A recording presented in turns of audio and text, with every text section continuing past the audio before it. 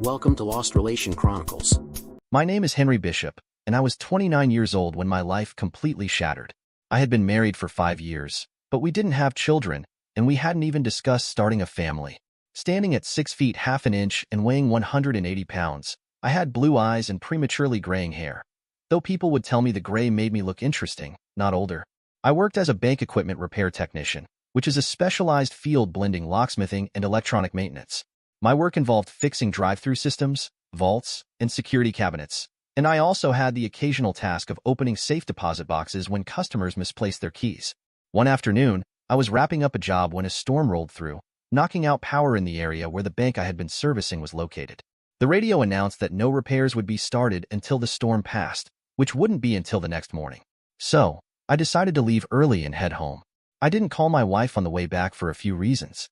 First, there was no cell coverage in the area due to the storm. Second, I don't use my phone while driving. Third, and most importantly, I was angry with her. For the past few months, she'd been nitpicking about the smallest issues and, at times, creating problems where there weren't any. She had used sex as a way to manipulate me in the past, and I had finally had enough. This time, I was planning to put my foot down and give her an ultimatum. Get help, or I was done.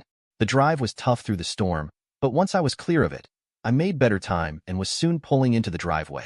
As I approached, I decided not to open the garage door and park my car inside. I wasn't sure if I'd be unloading my things and leaving for good. I decided to go in through the kitchen door instead. It was locked, which struck me as odd. I unlocked it and stepped inside, noticing a trail of clothes leading out of the kitchen. My gut twisted as I realized this was likely the beginning of a reckoning I hadn't anticipated. I grabbed my phone and switched on the video camera, following the trail of clothes through the house. It led me to the guest bedroom, where I was shocked to find my wife, Clara, with her boss, David, in a compromising situation. This was beyond anything I had ever imagined. Clara had always been very vocal about her beliefs, including her stance on certain things she considered inappropriate or wrong. The sight before me was a stark contrast to everything she had ever said about those boundaries. I stood frozen in the doorway for a few moments, processing the reality of what I was witnessing. Then I heard Clara's voice, saying things I never thought I would hear from her. "This is only for you, David. Henry won't be part of this, not until I'm sure I'm pregnant with your child. Then we'll see him, thinking he's in control while we carry on behind his back." The weight of her words hit me like a punch to the gut, and I quickly realized the depth of the betrayal I was facing.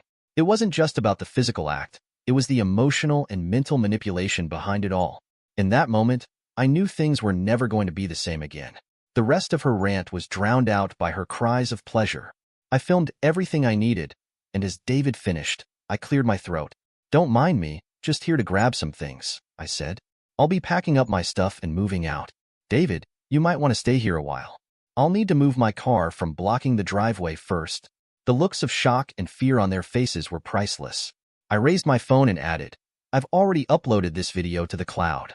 I'm sure your wives and bosses will love to see it. Both of you should consider finding new jobs too, considering the employee manual's non-fraternization policy you clearly violated." As I turned to head toward the master bedroom, I called out with a sinister laugh, "Carry on. I won't interrupt until I need to." As I packed up my things, I could hear scrambling from the guest room. At first, I tried to ignore it, but soon the sounds of shouting and slapping reached me. When I went to investigate, I found David on the floor, curled up in a ball, clutching his crotch. Clara stood above him, yelling, "Slap me again. You son of a bitch, and I'll kick you harder." I was tempted to step in, but Clara seemed to have the situation under control. Instead, I decided to go for some extra revenge. I stepped over David's cowering form, blew Clara a mock air kiss, and began collecting David's belongings. In his pockets, I found his wallet, car keys, and cell phone. I pocketed his phone and removed his credit cards, office access card, driver's license, and any pictures of his family. I left the cash behind so he wouldn't accuse me of taking that. I also found an emergency contact card with his wife's number and home address. I called her from his phone, telling her that her husband seemed to have sustained an injury to his groin and might have trouble walking. I gave her my address, and she said she'd be there in 15 minutes. I then gathered David's clothes, stuffed them into a trash bag, and made my way out to my car, where I locked the doors securely. I returned to the house, heading straight to our home office. After scanning David's driver's license into my computer, I shredded it along with the rest of his cards. I then proceeded to download the video from my phone and sent a copy to my work email account as a backup. I packed up the computer, printer, and Wi-Fi router, placing them carefully in my car. When I went back inside to finish packing, Clara tried to block my way as I moved toward the master bedroom. She was no match for me physically, so I simply wrapped my arm around her waist, picked her up, and carried her back into the guest room without a word. It took me 3 trips to gather up as many of my clothes as I could, everything I wanted to keep and everything I didn't want destroyed. I made sure to take all of my pants and underwear, along with the shirts I cared about, leaving behind only some old, worn-out t-shirts. I didn't want David to have anything of mine, not even if it was too small for him to wear. If he was going to be in my house, I wasn't going to make it easy for him to cover himself. As I finished packing, I saw Clara sitting on the bed in the guest room, crying uncontrollably. She was babbling apologies, insisting it was all a mistake. But nothing she said mattered anymore. I didn't engage with her. Instead, I went straight for my gun safe. I gathered my weapons, locked them safely inside the pistol case, and packed them into the car. I was done with this. As I was packing the trunk of my car with my weapons, I noticed David's wife, Isla, pull up to the house. Without a word, I pointed toward the door and told her to go right in. I explained that David was in the hallway near the bedrooms, giving her all the information she needed.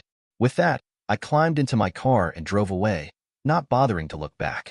I headed straight for my hunting cabin, preparing myself for what I expected to be a long, quiet retreat away from the chaos I had just left behind. I first met Clara during a time when I was still reeling from a broken engagement. My former fiancée had decided I wasn't wealthy enough for her tastes, and she quickly found herself a stockbroker to marry. That marriage didn't last long, though, as she moved on to a new man who could offer her even more money. By the time I crossed paths with Clara, she was already on her 3rd marriage in under 6 years. She hadn't exactly learned from her past, but neither had I. I was still nursing a broken heart when I first saw Clara. I was heading to an attorney's office to settle my grandfather's estate. She worked as a security desk attendant at the building entrance, and she made a strong impression on me from the start. It was just before lunchtime, and as I was leaving, I found myself asking her if she wanted to grab a bite to eat. To my surprise and delight, she agreed. That simple lunch turned into a lot more than I expected, and before I knew it, we were entangled in a relationship. Looking back, I can't say I ever really stood a chance. Clara had a knack for drawing people in, even when they weren't the right fit. At lunch, we talked and we told each other our life's highlights. Clara was 21 and going to night school to study to get her real estate license. I told her that I was in town to clear up my grandfather's estate. She seemed to perk up at that and asked if I had gotten anything. My eyebrows went up and I asked back if she was rich, and that just kind of set her back. She apologized, saying of course it is none of my business, forgive me for asking. I laughed and also apologized for the nosy question. I then said that my grandfather had left me his hunting camp with a piece of otherwise useless property. I did not tell her of the money he left. Something about that question about the estate seemed to be improper. She was a great conversationalist and had the ability to bring people out of their comfort zone with interesting insight. We got along great, and after I settled the bill, I asked her if she would like to go to dinner the weekend that was coming up. She agreed as long as I did not go overboard. The dinner went well, and we continued dating for the next 2 months. I did not push for any intimacy because she was dating others. I asked Clara if she wanted to be exclusive, and she thought for a few seconds and said yes. Then she asked if that was why I had not made any moves beyond deep kisses. I said yes. We became intimate about 2 weeks after that, and we both seemed satisfied. The sex got better and better, the relationship blossomed, and after another 5 months, I asked her to marry me. She agreed but wanted to wait until she had her real estate license. As she only had about 4 months to go before she would finish her licensing course, I did not see it as a problem, so I agreed. I finally met Clara's parents and found them to be very nice people. Her father, Miles, seemed to be down to earth. He confessed to liking his single malt after work and liked fishing, golf, and poker. When I told him I was not much of a fisherman, but that I liked boating, hunting, and poker, he laughed and said he would be glad to take my money. I gave it right back and said bring double what you usually do because I don't lose. We laughed and went into the summer porch and had a drink. I got ribbed again when I just had a soft drink. But when I told him that even the alcohol and mouthwash made me sick, he backed off. Clara's mother, Margot, call me Marg, was a sweetheart. She was a slightly shorter version of Clara. Unfortunately, she died of a heart attack about 6 months after the wedding. She was only 46. Clara mourned for about 9 months, but Miles never got over it. He finally moved to Florida and we heard from him occasionally, but never saw him again. After we settled into our house, Clara found a job as a real estate agent.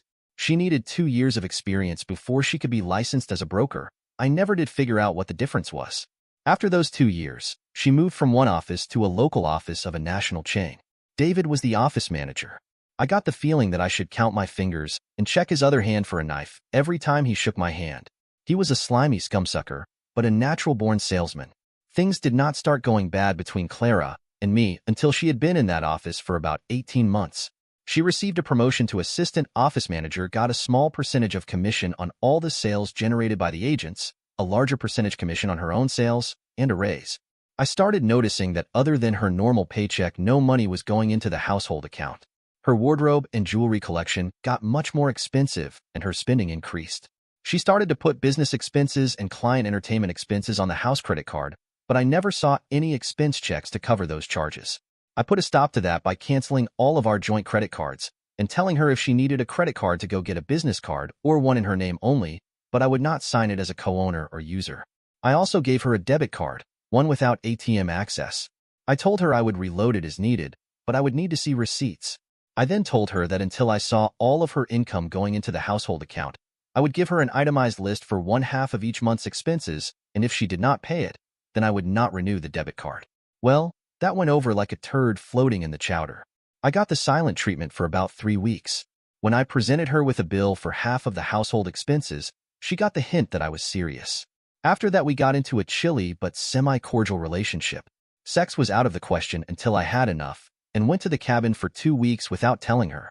When she finally called my company's secretary and asked to have me call her, I did. She was all weepy and apologetic about the troubles between us. I told her that if she ever used sex as a weapon again, it would not matter if she won the largest prize in lottery history. We were done. I then gave her the warning.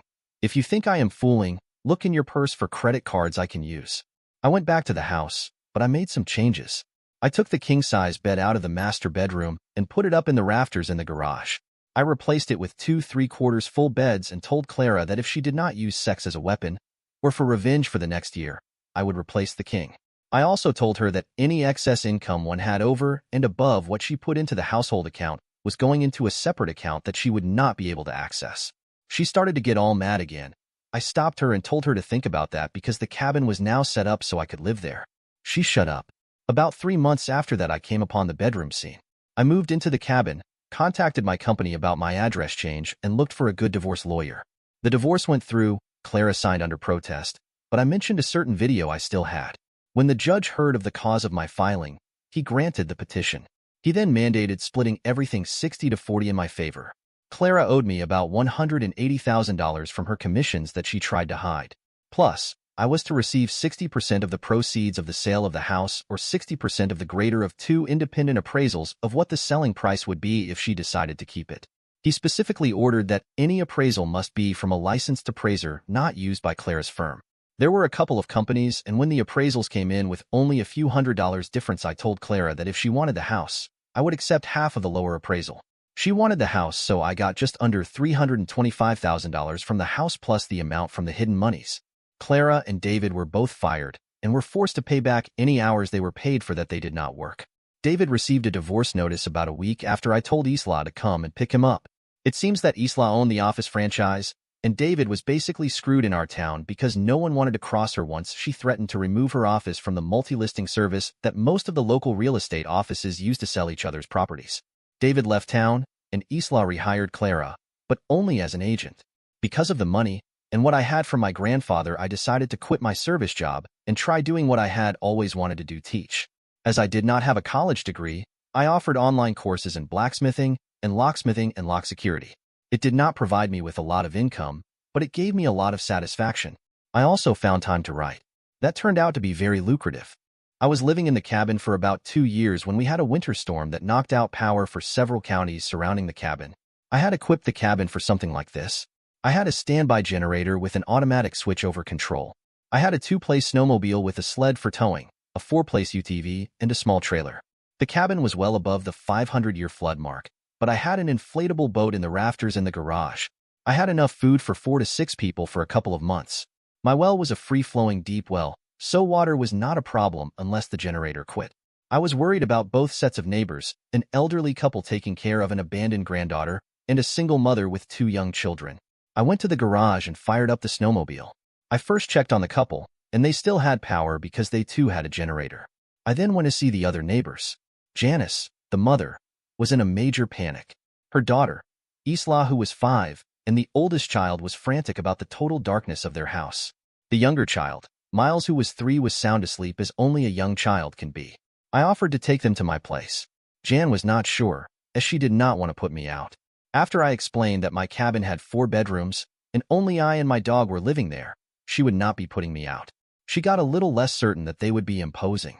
I also told her that the last time the power went out, it was out for 4 days, because our country road only had our 3 families on this power spur. I also told her about the propane power generator that had at least 3 weeks of fuel. That sold her. I had brought several battery-powered lanterns, so she had lights to see to pack up a week's worth of clothes for the kids. I warned her to take extra blankets and any winter coats she had for herself, and the kids, as the ride back to my cabin was going to be cold. The ride back had the kids wrapped up and bungee corded to the sled.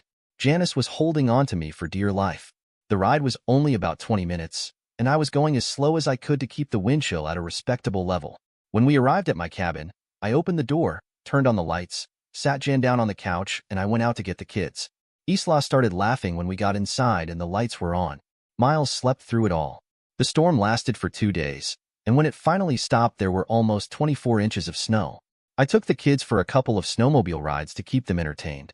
Janice and I discovered that we got along well, and I found out a lot about her circumstances. At the time she was 26 and had never been married, but had lived with the kids' father for almost 7 years. She would still be with him, but he got involved with drugs and spent all of their money for his next fix. Janice gave him an ultimatum: clean up or get out. He left, and Janice went home to her parents for a few months. She found a job as a secretary in an office. Her resident a-hole decided to fix the problem by going back to the apartment where they had been living and breaking down the door and start shooting. Unfortunately for him, the new resident was a cop and he shot back. The jerk was severely injured, and after his arrest and trial, he was sentenced to 12 years in prison. After we managed to clear a path from my cabin to theirs, we found that the roof had collapsed. The only things that were salvageable were the clothes and some stuffed animals, and even they were frozen from the cold. We loaded the UTV and trailer with all of the stuff and returned to my cabin. Janice was distraught. I grabbed Janice, Isla, and Miles in a group hug and told them they would stay with me for as long as they needed and wanted. I told them that since they had moved and I had come to love them like I was their daddy. I got hugs from the 2 ladies, and a big laugh and a "you're a funny daddy" from Miles. I had to leave and go into the bedroom to not let the kids see my tears. Because of the storm damage, they were stuck at my place.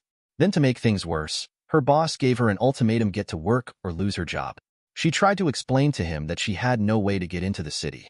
I took the phone away from her and said to the a-hole, she is giving her 5-minute notice because I just hired her. Jan looked at me like I had a third eye in the middle of my forehead. I told her to relax. If she wanted her old job, she could find a secretarial position almost anywhere. I explained that I needed someone who could transcribe my scribbles into readable text. I showed her my library of published books. I offered $35,000 per year. She swallowed hard and asked if I was serious. I assured her that I was very serious. I showed her the 3 books I was writing at the time. She looked at my scribbles and laughingly asked, "Did you write this in Sanskrit? Miles makes clearer scribbles than this. You really do need me, don't you?" When spring came, Janice wanted to find someone to fix her cabin. She was not sure where she was going to get the money. I told her that if she wanted to leave, I would finance the repairs, or they could stay with me and we would continue as we have been. I told her I wanted them to stay because they brought me a lot of joy and completed me. Janice started to cry, and I just looked around for a place to escape. As I started to move away, Jan grabbed me and said, "Yes, yes, yes, you idiot, haven't you figured out that I love you? You have treated me and my kids like royalty and offered your home to us. Now you say you want us here. Yes, yes, yes." She then hugged me and gave me a deep and long kiss. I hugged and kissed her back. I said, "We have to talk when you settle down," but I mean every word I said. Things went very smoothly. My writing suddenly sped up because of fewer rewrites. Janice was happy. The kids were happy. My publishers were happy, and I was ecstatic. Then I asked Janice to marry me. She hesitated for a long enough time that I felt the need to make a comment. I told her, "I'm sorry. I thought that you said you loved me. Don't say no. I will not ask again. I'm sorry I made you uncomfortable." Janice started crying, laughing and hiccuping all at the same time. She grabbed me and said, "Oh, you silly man, you just surprised me." "Yes, yes, yes." "When?" I hugged her back. I said, "Do you have a preference for a church to get married in?" "I don't have any church, and even the village judge would be fine with me." She took a step back from me and looked me right in the eyes. "Listen here, you loving man. I will get married to you naked in the village square if we can do it tomorrow. I think that as the people in this little area have been my only friends for as long as I have lived here, the village judge is perfect for me. Let's talk to him in the morning." We went into the village and stopped at the village office to get a marriage license. The clerk came out and hugged Janice and then took all the information. The judge asked if the next Saturday was a good day. My lady replied, "Any day is a good day. Yesterday would be better, but yes, Saturday is good." My bride was beautiful. Isla was a bridesmaid and Miles was the ring bearer. The next best thing was when the kids called me daddy. The whole village, it seems, decided that we were a good show and showed up to wish us well. Good things, as well as bad things, can come from storms. Dear listeners, please share your thoughts in the comments section below and don't forget to like, share, and subscribe.